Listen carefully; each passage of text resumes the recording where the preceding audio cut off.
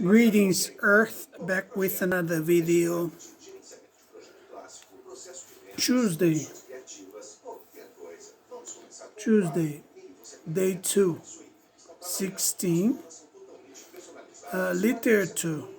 Don't mind the criticals or the stalkers. The Harlem Renaissance.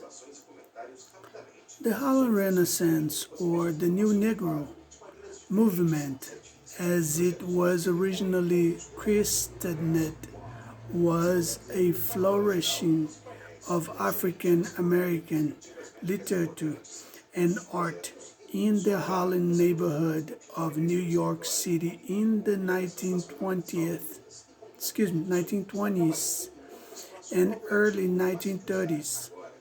The stage for this rebirth was set when millions of newly freed Southern blacks, after enduring the hardships of slavery and Reconstruction in the 1800s, moved to New York and other northern cities in an exodus known as the Great Migration. By the end of World War I, a poor but culturally vibrant black community had taken root in Harlem. Much of the foundation of the Harlem Renaissance was set by the African American historian and social terrorist W.E.B. Du Bois, famous for his sociological treatise The Soul of Black Folk, 1903, and for his role in the founding of the NAACP. In 1909, Du Bois asserted a new sense of black cultural consciousness and pride, inspiring a generation of young writers and artists to create a distinctive African American voice.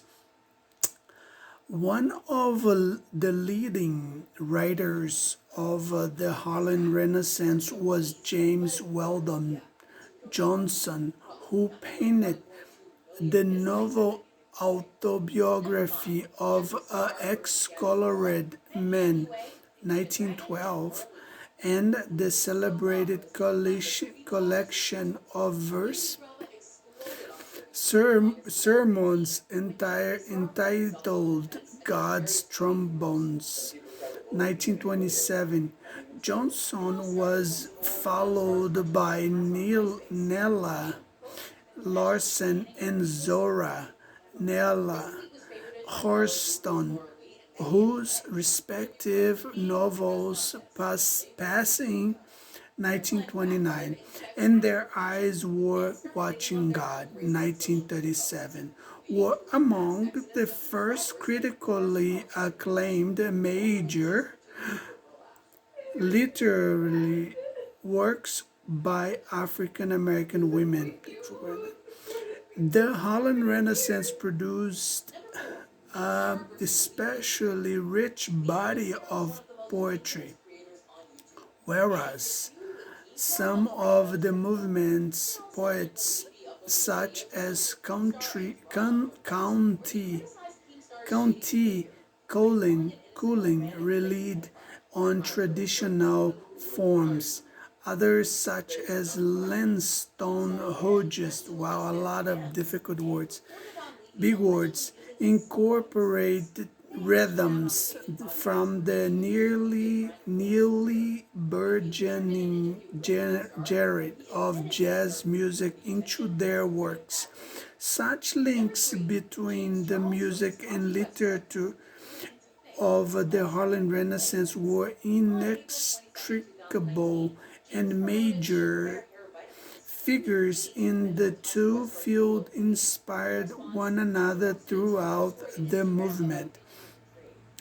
In the 1930s, the Harlem Renaissance wanted as the Great Depression hit the black community in New York particularly hard.